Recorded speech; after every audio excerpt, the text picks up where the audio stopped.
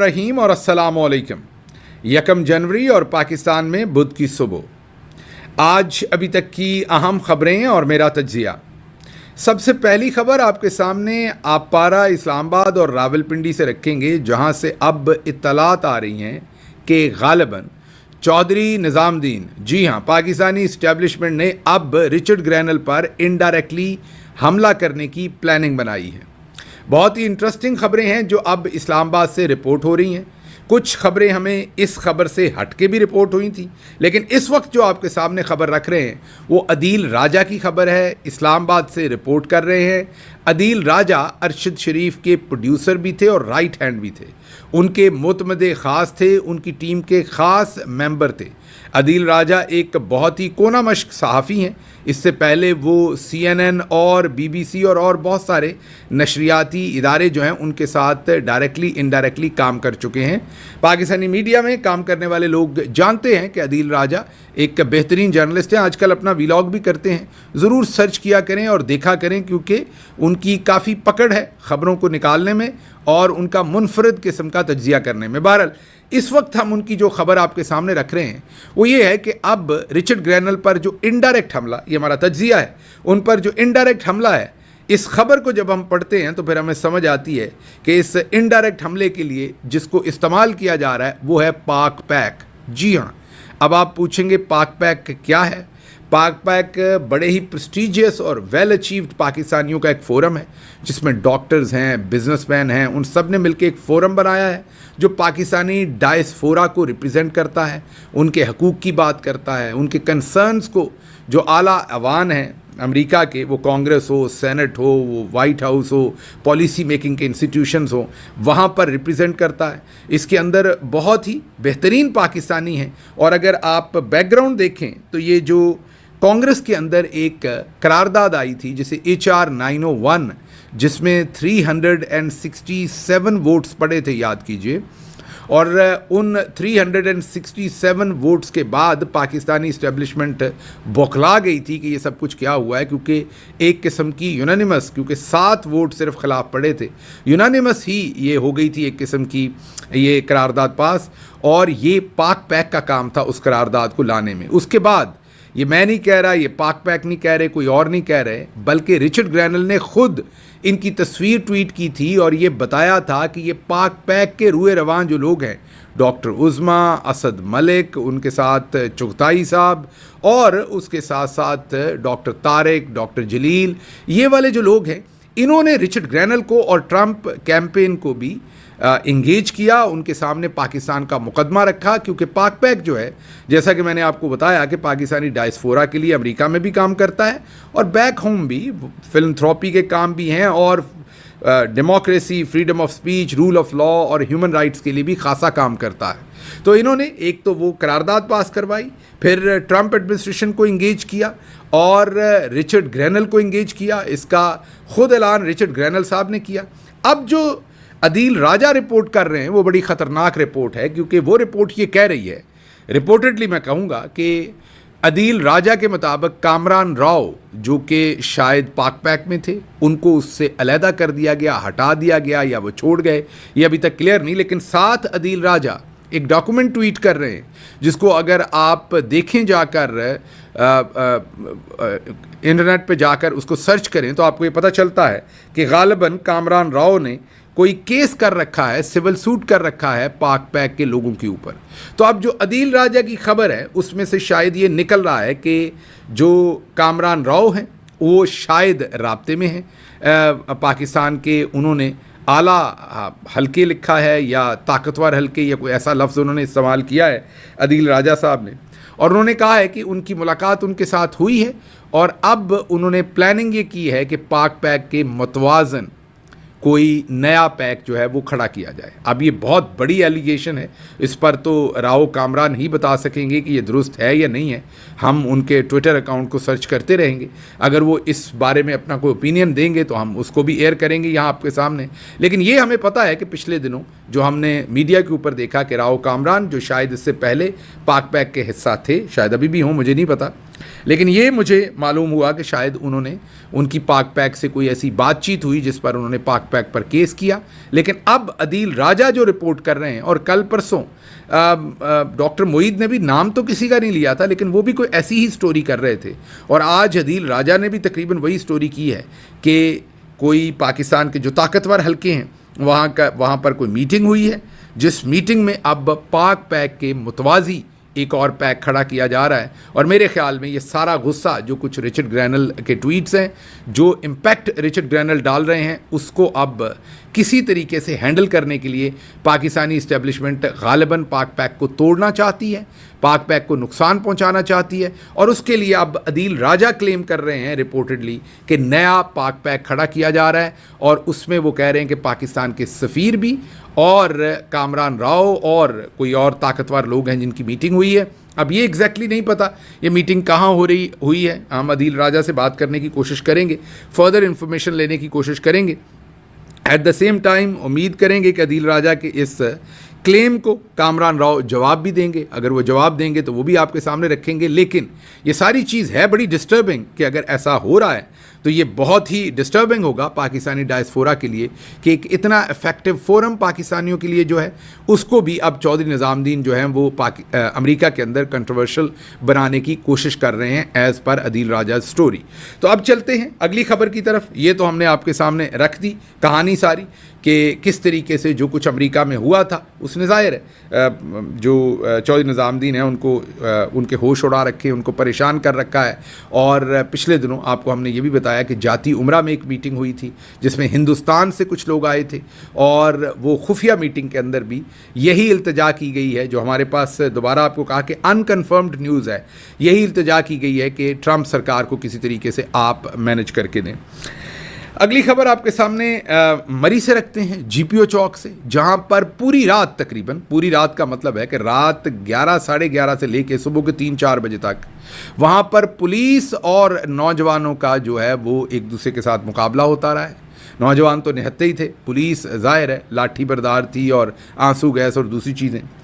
اب وہ جی پی او چوک پر آپ کو پتہ ہے کہ 14 اگست ہو یا وہاں پر نیو ایئر ہو تو بہت سارے من چلے نوجوان جو ہیں وہ اکٹھے ہو جاتے ہیں. اور انہوں نے جیسے ہی نوجوان اکٹھے ہوئے تو ان کی زبان پر ایک ہی نام ہوتا ہے. جہاں بھی پاکستانی زیادہ تعداد میں اکٹھے ہوتے ہیں تو آج کل ایک ہی نام لیتے ہیں اور وہ ہے قیدی نمبر 804. تو وہاں پر عمران خان کے نعرے بھی لگے اور قیدی نمبر 804 کے نعرے بھی لگے، اور پولیس کو جیسا کہ کہا گیا تھا کہ یہاں نعرے نہیں لگنے دینے، پولیس ان کے اوپر جھپٹی لاٹھی لے کر، اور جب پولیس لاٹھی چارج کرتی تھی تو یہ جو نوجوان تھے یہ تھوڑا پیچھے ہو جاتے تھے، تھوڑا بھاگ کر اپنی جان بچا لیتے تھے. جیسے ہی پولیس تھمتی تھی یہ پھر آ کر جی پی او چوک پر عمران خان زندہ باد کے نعرے لگاتے تھے. تو یہ ساری رات کل کام چلتا رہا. حالانکہ ہم نے آپ کو پہلے بتایا تھا کہ پولیس کی پورے پنجاب کے اندر خصوصاً اور اسلام آباد میں ڈیوٹی لگی تھی کہ نیو ایئر کے یہ ساری جو سیلیبریشنز ہوں گی اس میں قیدی نمبر 804 کے نعرے یا عمران خان کے نعرے کہیں نہ لگ پائیں. لیکن اس کے باوجود ہم جی پی او چوک سے جو آپ کو ویڈیوز آپ کے سامنے رکھ رہے ہیں یا سوشل میڈیا پہ پڑی ہیں وہ ساری رات یہی سب کچھ چلتا رہا. اگلی خبر جو ہے وہ بہت ہی انٹرسٹنگ خبر ہے، اور وہ خبر ہے مشاہد حسین سید صاحب نے ایک انکشاف کیا ہے.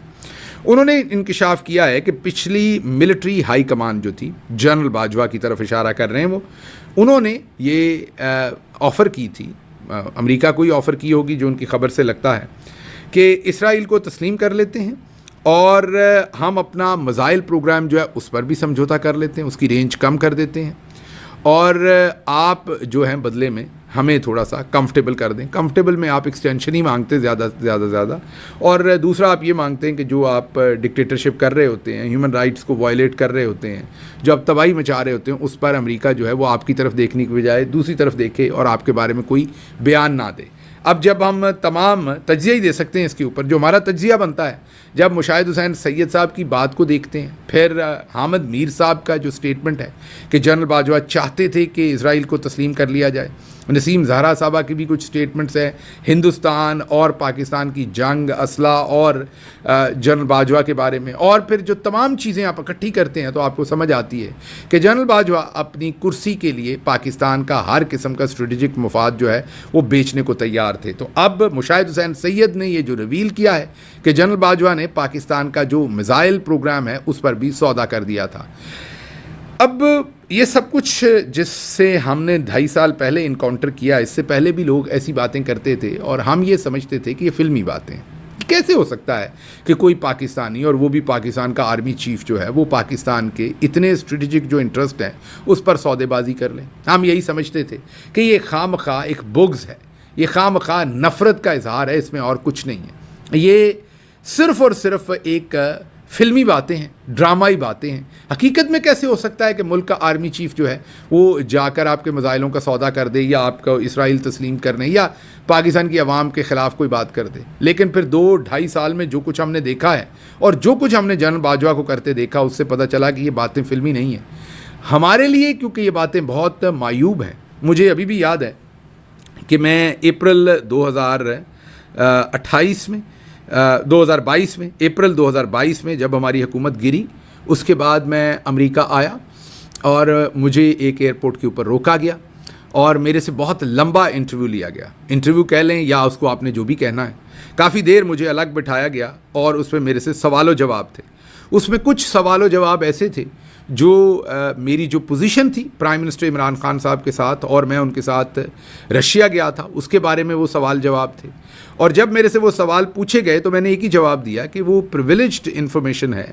اور وہ پرائم منسٹر عمران خان کا اور پاکستان کا جو میرے پہ ٹرسٹ تھا وہ انفارمیشن ہے، وہ میں آپ کو کیسے دے سکتا ہوں، وہ میں آپ کے ساتھ کیسے بات کر سکتا ہوں؟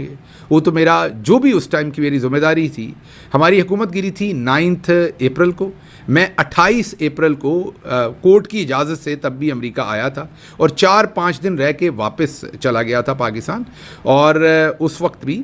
جسٹس اطہر من اللہ صاحب کی عدالت نے مجھے اجازت دی تھی، کیونکہ جب ہماری حکومت گر رہی تھی، ابھی گری نہیں تھی، ابھی ہماری حکومت موجود تھی، تو جو پہلے 4 لوگوں کے نام نو فلائی لسٹ میں ڈالے گئے تھے، وہ ایک تو میرا تھا، ایک شہزاد اکبر صاحب کا تھا، اور ایک اعظم خان صاحب کا تھا، اور ارسلان صاحب کا تھا۔ تو ان 4 ناموں میں سر فہرست میرا نام تھا، مجھے کورٹ سے نکلوانا پڑا تھا۔ میں امریکہ آیا تھا 4-5 دن کے لیے، میں غالباً 26 یا 28 تاریخ کو آیا تھا اپریل کی 2022، اور 4-5 دن کے بعد واپس چلا گیا تھا۔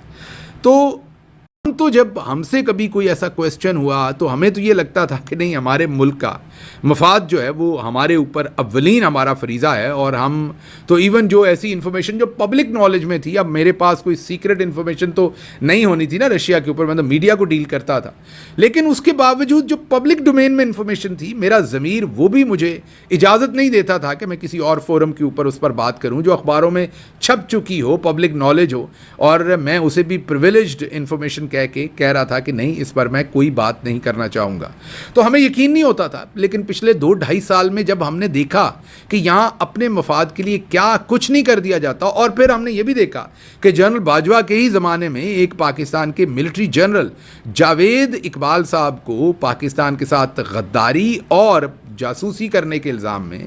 ان کو سزا دی گئی، کورٹ مارشل کیا گیا، اور پھر جنرل عاصم منیر نے انہیں آ کر معاف کر دیا۔ اب اگر جنرل باجوہ نے یہ سزا دی تھی تو اس کا مطلب ہے کہ ملٹری کا کوئی جنرل جو ہے وہ غدار ٹھہرا تھا اور جاسوس ٹھہرا تھا۔ اب جو پریڈ اور بےعزتی جو ہے وہ سیاسی لوگوں کی جاتی ہے، جنرل باجوہ نے ان کی نہ کی، اور ان کو جو بہرحال کورٹ مارشل ہوا اس کے بعد آتے ہی جنرل عاصم منیر نے ان کو چھوڑ دیا۔ اب اگر وہ جھوٹے تھے اور انہوں نے غداری کی تھی تو پھر چھوڑنے کی بات سمجھ نہیں آتی، اور اگر غداری نہیں کی تھی، ان پر جنرل باجوہ نے جھوٹا الزام لگایا تھا، تو پھر وہ پروسیکیوٹ ہونے چاہیے تھے۔ لیکن یہ تو ان کے اندر کا معاملہ ہے، وہ جانے اور ان کا کام جانے۔ لیکن میں یہاں یہ بتا رہا ہوں کہ یہ جو باتیں ہم سنتے ہیں کہ میزائل پروگرام پہ سودا کر دیا، پہلے تو یقین نہیں آتا تھا، لیکن اب مشاہد حسین سید صاحب جتنے یہ وثوق سے کہہ رہے ہیں اور جو عوامل اوور آل ہم دیکھتے ہیں، سمجھ آتی ہے کہ ایسا ہو سکتا ہے اور شاید ضرور ہوا ہوگا۔ اچھا جی، کابینہ نے فیصلہ کیا ہے کہ سعودی عرب کو ریکوٹیک کے 15% شیئرز 54 کروڑ روپے میں 54 کروڑ ڈالرز میں فروخت کرنے ہیں۔ ریکوٹیک آپ کو پتہ ہے سونے کے ذخائر بلوچستان میں، اور جو اس میں حصہ ہے वफाकी गवर्नमेंट का, उसके 15% शेयर्स अब $54 करोड़, कुछ भी नहीं, बहुत छोटी अमाउंट है अगर आप वो ज़खायर हैं वो देखें। अब इसकी फेयर इन्वेस्टिगेशन होनी चाहिए, इसमें कितने किकबैक्स किसी ने लिए हैं, अगर लिए हैं तो लिए हैं कि नहीं लिए। अब गवर्नमेंट डिनाई कर रही है कि हमने नहीं बेचे, मीडिया रिपोर्ट कर रहा है कि हमने बेचे हैं, और जो मेरा तज्जिया वो यही है कि मुझे लग रहा है कि ये बेचे हैं, क्योंकि जिस तरीके से गवर्नमेंट इस बात को गोल कर रही है, इसमें ज़रूर कोई ना कोई दाल काली है, या पूरी की पूरी दाल ही काली है, दाल में कुछ काला है। इससे पहले तो आपको पता है कि हमें बताया गया था कि SIFC से $100 अरब इन्वेस्टमेंट आनी है, 25 अरब कतर से, 25 अरब कुवैत से, 25 अरब UAE से, 25 अरब सऊदी अरेबिया से। अब सिर्फ $54 करोड़ की बात हो रही है, $1 अरब की भी बात नहीं हो रही, 25 तो छोड़ दें, अब $54 करोड़ की बात हो रही है, और वो भी 15% रेकोडेक बेच के। तो इसका मतलब ये कि जो कुछ भी हमें बताया गया था वो सब झूठ था, और SIFC ने कुछ नहीं किया और ना करना था, और अब ये चीज़ें सामने आ रही हैं। अच्छा जी, अगली खबर जो है वो बहुत ही इंटरेस्टिंग है, वो मैंने जाने से पहले आपके सामने रखनी है। ख्वाजा आसिफ 2 तरह के बयान दे रहे हैं, ये आपके लिए समझना बहुत ज़रूरी है, लेकिन उससे पहले मैं एक खबर और आपको दे दूँ। एक झूठी खबर पाकिस्तान के मीडिया में फीड करवाई जा रही है कि बुशरा बीबी की कोर कमांडर पेशावर के साथ मुलाकात हुई है। हमने अपने ज़राए से पता करवाया तो हमारी इत्तलात के मुताबिक ये खबर झूठ है, लेकिन मीडिया के अंदर बहुत ही वेल प्लेस सोर्सेज ने हमें ये बताया कि ये खबर मिलिट्री इस्टेब्लिशमेंट की तरफ से कुछ तज्जिया निगारों और सहाफ़ियों को जानबूझ के फीड की जा रही है, बुशरा बीबी को डिस्क्रेडिट करने के लिए, और ये कहने के लिए कि असल मुज़ाकरात वो कर रही हैं और कोर कमांडर पेशावर और बुशरा बीबी के दरमियान में हो रहे हैं। आप याद कीजिए कि जो कायनात की टोकरी वाले चचा हैं, और टोकरी वाले चचा जो हैं वो 2-3 दिन नहीं बल्कि एक हफ्ते से ही खबरें दे रहे थे कि बुशरा बीबी बहुत अहम रोल प्ले कर रही हैं, वो पेशावर से चली गई हैं, वो पेशावर आ गई हैं, वो अहम रोल प्ले कर रही। तो पहले इस्टेब्लिशमेंट उनके थ्रू ग्राउंड बना रही थी इस झूठी खबर को देने का, और उन्होंने चचा कायनात ने ये ग्राउंड बना के दिया आपको, और पीछे अब ये खबर आ रही है, फीड की जा रही है। तो हमारे ज़राए के मुताबिक ये झूठी खबर है, इसके ऊपर ज़रा ध्यान मत दीजिएगा। लेकिन अगली खबर जो आपके सामने रखनी है हमने, वो ये है कि ख्वाजा आसिफ एक तरफ ये कहते हैं कि इमरान खान पहले तो हमसे मुज़ाकरात नहीं करना चाहते थे, और अब देखें कितना डेस्परेट हो गए। ये आपने गौर से सुननी है, बारीक बात है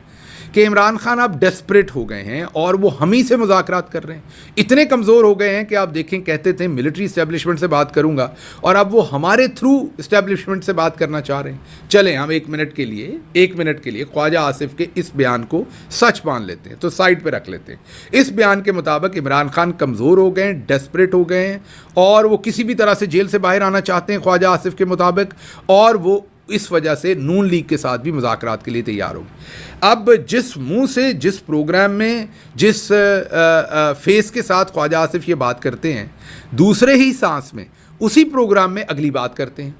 और वो बात बिल्कुल उससे कंट्राडिक्टरी करते हैं। वो बात क्या करते हैं कि ये जो 15 दिन पहले तक इमरान खान हमसे मुज़ाकरात नहीं कर रहे थे, ये अब तैयार हो गए मुज़ाकरात करने से, मुझे इसमें किसी साजिश की बू आ रही है, इसलिए मैं बहुत मोहतात हूँ और मैं इमरान खान से बहुत मोहतात रहूँगा, ये कोई ना कोई हमारे ख़िलाफ़ साजिश कर रहा है। अब पहली बात में क्या था वो आपको बता दिया। इस बात में से क्या नतीजा निकल रहा है कि इमरान खान बहुत ही कनिंग सियासतदान है, बहुत तेज़ सियासतदान है, वो कोई साजिश कर रहे हैं और हमें फंसा रहे हैं और हमें मोहतात रहना चाहिए। वो कौन लोग हो तुसी? एक तो आप पढ़े लिखे नहीं, ऊपर से आपको अकल भी कम है मेरा ख्याल। एक तरफ कह रहे हैं कि वो कमज़ोर है, डेस्परेट है और हमसे मुज़ाकरात करना चाहिए, दूसरी तरफ कह रहे हैं कि वो बहुत चालाक है और बड़ी चालाक उसकी स्ट्रैटेजी है और उसमें वो हमें फंसा रहा है। तो पहले घर में सलाह कर लें कि इमरान खान मजबूर है, लाचार है या बहुत चालाक है। तो ये थी इन लोगों की टोटल हैसियत। आप इनको बड़े नेशनल लेवल के सियासतदान समझते थे, ये फक्कड़पन है, जो मुँह में आता है बोलते हैं, ये अपने दिमाग में ये भी नहीं सोचते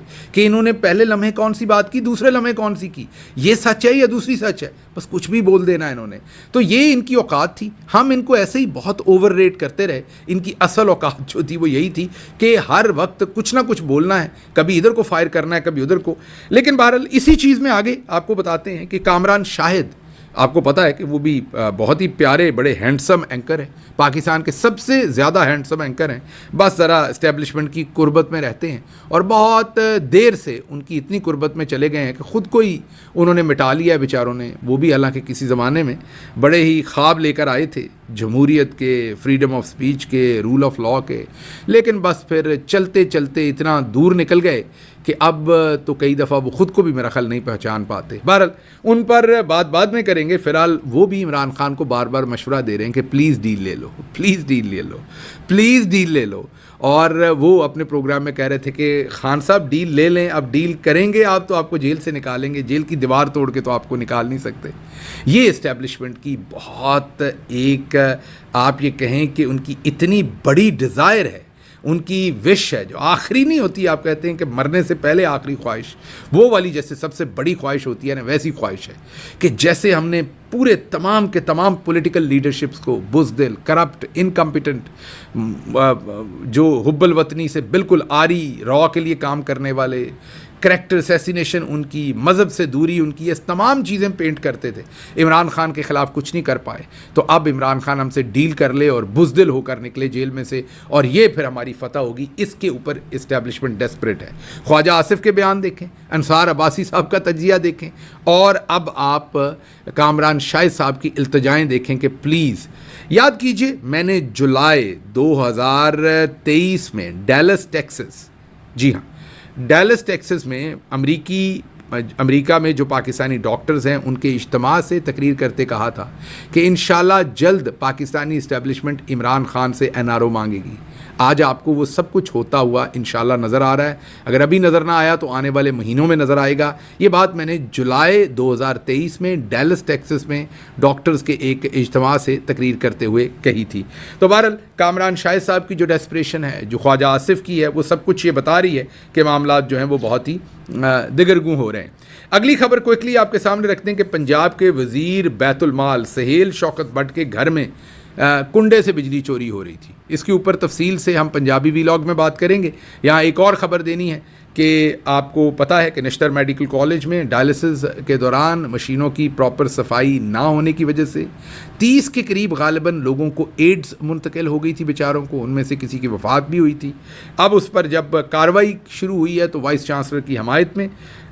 ہاسپٹل کے 31 فیکلٹی ممبران، جو کہ ظاہر ہے پروفیسرز ہوں گے، ڈاکٹرز ہوں گے، انہوں نے استعفیٰ دیا ہے. سارے معاملے کو بھی بہت سنگینی سے دیکھنے کی ضرورت ہے، بہت تدبر سے دیکھنے کی ضرورت ہے، اور میری اس میں مشورہ ہوگا کہ اس میں بیوروکریسی کو ڈاکٹرز کے اوپر نہ چھوڑا جائے، کیونکہ بیوروکریسی تو اپنے طرح سے ڈیل کرے گی. اس میں جو سینئر ترین ڈاکٹرز ہیں پاکستان کے اندر، ریٹائرڈ پروفیسرز ہیں یا ریٹائرڈ وائس چانسلرز ہیں جن کی انٹیگریٹی امپیکیبل ہو، ان کو ایک کمیٹی بنائی جائے، ان کو اس میں بٹھایا جائے اور وہ تمام چیزوں کا جائزہ لیں اور پھر وہ کوئی فیصلہ صادر کریں. ڈاکٹرز کو، پروفیسرز کو، ججز کو، جو پڑھے لکھے پروفیشنز ہیں نا، انہیں اتنا آرڈرلی ٹریٹ نہ کیا کریں. اس طریقے سے معاملات بالکل بہت بڑا سانحہ ہے، اور میں کہہ رہا ہوں کہ اس کے اوپر ڈسپلنری کارروائی یا جو بھی کارروائی ہونی ہے وہ ضرور ہونی چاہیے، لیکن اس میں جو پروفیسرز ہیں، جو پڑھے لکھے لوگ ہیں، ان کی جو ڈگنیٹی ہے اور ان کی جو رسپیکٹ ہے، انٹیگریٹی ہے، اس کو مد نظر ضرور رکھنا چاہیے. مجھے یہاں سے اجازت دیجیے. اللہ آپ کا حامی و ناصر ہو. پاکستان زندہ باد.